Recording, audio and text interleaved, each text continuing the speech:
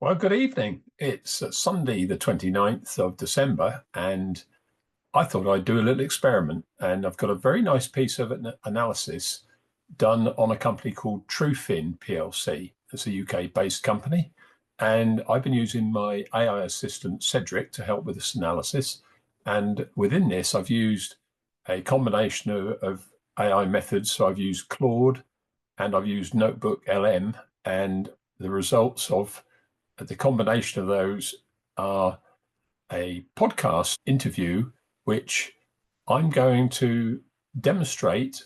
My intention is to show how this new feature of Notebook LM can be used in a very real case, which is the analysis of this particular company. And I'm going to interact with the podcast, which is probably the first time you've seen something like this happen. You've no doubt seen on YouTube lots of people demonstrating this feature. My own personal preference is for using it for real. And to help my community of DIY investors, I've carried out quite a few experiments. And this is one based on analysis of a real company.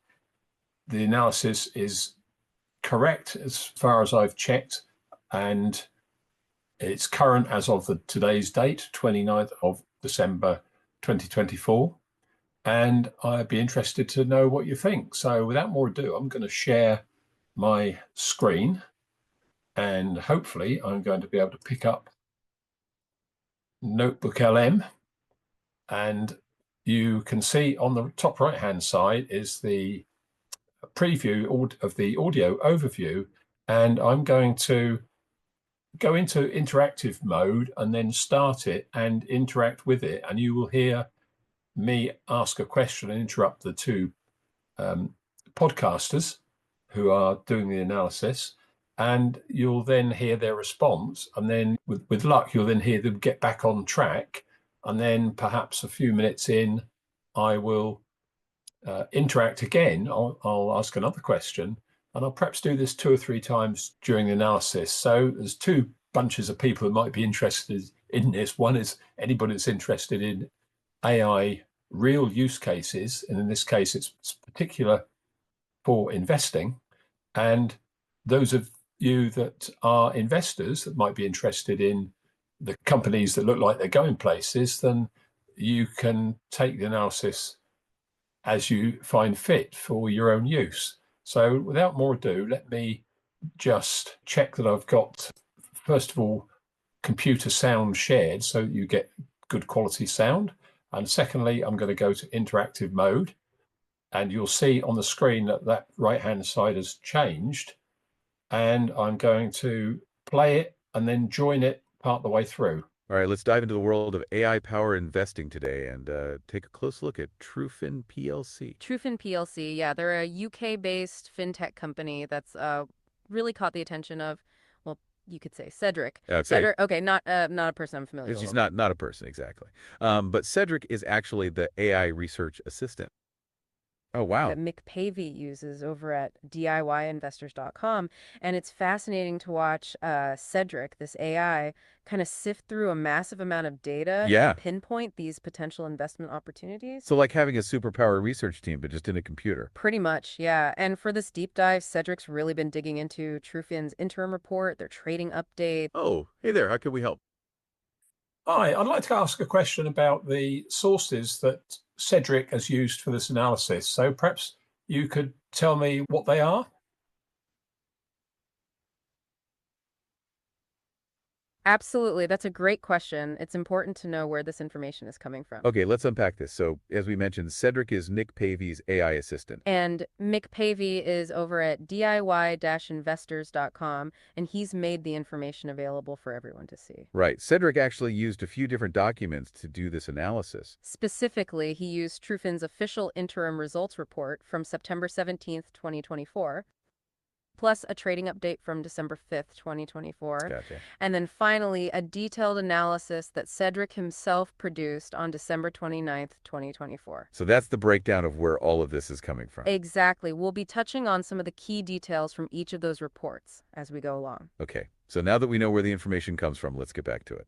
That's good. And all of this is to try and figure out, well, is TruFin really on this path to continued success? Right. And what does that mean for us shareholders, right? Exactly, yeah. And what makes TruFin even more interesting is that they're not just focused on one thing. Okay. They've actually transformed themselves into this company with 3 different businesses: Oxygen, PlayStack, and Satago. So a pretty diverse portfolio. Yeah, for sure. So let's take these one by one. Oh, yeah. Go on. Yeah, I just wanted to interject there, if I may, and just ask you about the video games aspect of TruFin. Perhaps you could elaborate on that. Absolutely. That's a great point. It's a really interesting part of their business. Okay, let's unpack this. So, yeah, you're talking about PlayStack, PlayStack is TruFin's video game publishing division. and it's really become a key part of their growth strategy. That's right. It's actually a really significant driver of revenue for them. Yeah, I mean, we're talking about roughly 80% of TruFin's total revenue. So they've really tapped into a huge market with PlayStack. They definitely have, and the way they do it is fascinating. What's fascinating here is their approach to game selection. Okay, so they're not just publishing any old game. No, they use this proprietary technology called Magnitude. Magnitude, yeah. What does that mean? Well, it's like a crystal ball for game development. Okay. It analyzes a lot of data to find those games with huge potential. So they're kind of pre-vetting the games? Exactly. They're looking at how players engage with similar games, social media buzz, and the development team's history. Wow, it's really comprehensive. It is, and it gives them a real edge in a competitive market. So it's not just throwing darts at the wall. Oh, yeah, let's hear it. Yeah, sorry to interrupt again. I just wanted to ask if there's one particular game that's caused this sudden growth for the company, and how you see that may impact on the results both for 2024 and 2025.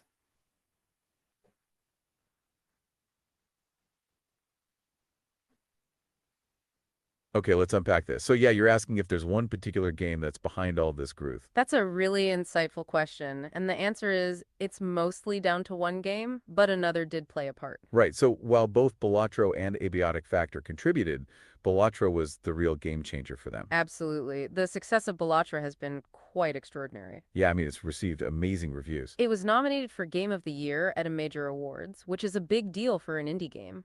Exactly. And it's not just about the critical acclaim, No, it's the player retention too. People are sticking with this game. which translates into more revenue for the company.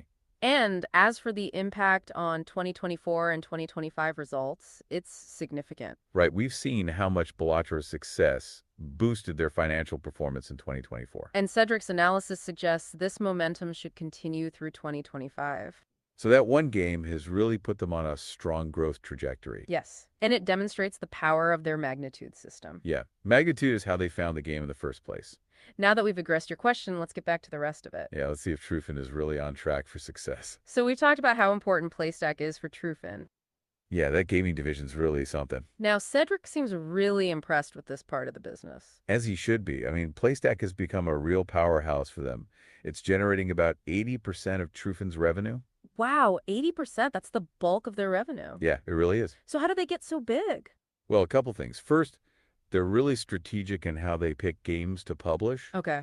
They've got this really cool proprietary technology called Magnitude. Magnitude, what does that mean? Basically, it's like a crystal ball that helps them identify promising games really early on in development. So before they even hit the market, Yeah. how does that even work? Well, Magnitude kind of pulls data from all over the place. Like, it looks at how players are engaging with similar games.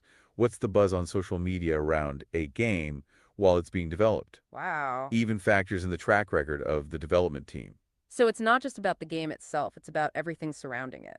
Right, exactly. It gives PlayStack this real edge in what is a super competitive market. And we've seen them actually get some results from this magnitude system, right? Absolutely. They've had a couple of recent releases like Balatro and Abiotic. Oh, yeah. Uh-huh. Yeah, sorry, it's a third interruption. My apologies, but I wondered if this magnitude system has picked any games. No apologies necessary. We appreciate you joining in. Yeah, we love your questions, so please ask away.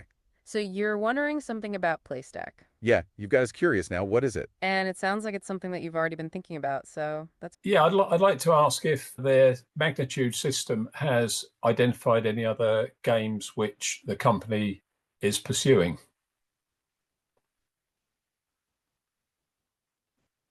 Okay, let's unpack this. It sounds like you're asking about their future game pipeline. That's a great question, and it's a really important one to consider for TruFin's future. Right, so it's not just about Balatro, it's also about what's coming next for them. Exactly, and the magnitude system is a big part of that strategy. So you're curious to know what other games Magnitude has identified. Well, it's worth noting that magnitude isn't just about finding one-hit wonder game.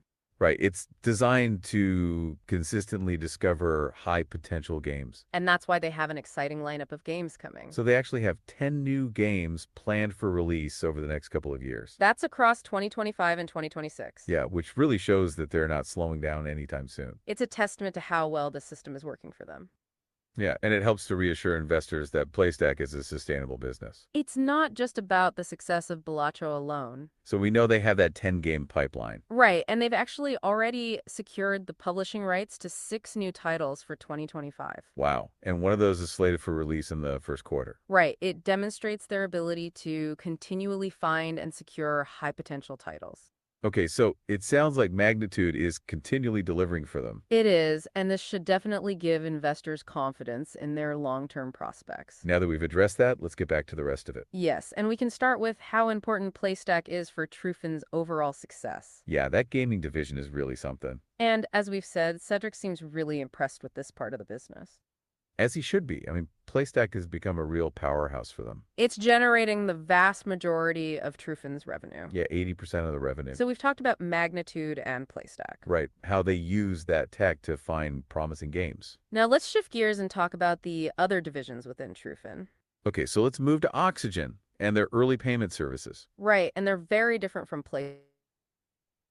Well, I've stopped it there because those of you that are interested in listening to the whole of that podcast will find that on the diy-investors.com site. But here on diy-investors.ai, I think that that itself is, I think, testament to where things are going. NotebookLM has got this feature, and the interactive nature of the podcast is something released a couple of weeks ago.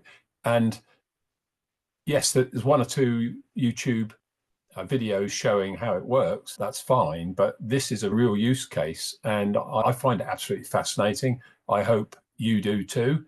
If you want to see more like this, then let me know, because I'm going to be going in the particular direction that the followers of this channel want me to go. I'm going to throw occasional experiments at you. I enjoy doing them, but to me, they've got to have a very real purpose, and this has very much a real purpose, because the quality of the analysis done through my AI research assistant, Cedric, is right on the button as far as I can tell. I've checked the figures. He was working on only the information that I'd given him. If you'd like me to share how I set up Cedric and what information I shared to get this output, or if you'd like a copy of his report, then send me a message and I will get back to you. I will put a link into the details of this video so that you can contact me. And I look forward to seeing you in future videos. If you are getting any value out of what I'm providing, then please like this video. And even better, if you want to get notifications of when I upload more videos, just hit the subscribe button and you'll get notified by YouTube. In the meantime, I'd like to wish you all the very best for 2025. So it's Mick Pavey saying bye for now.